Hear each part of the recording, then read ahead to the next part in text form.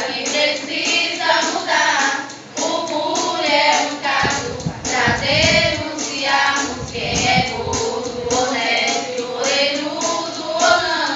Deve ser tratado como um cidadão. Nós todos exigimos muito da sociedade, mas primeiro devemos ver a realidade do problema. Corrige nosso erro.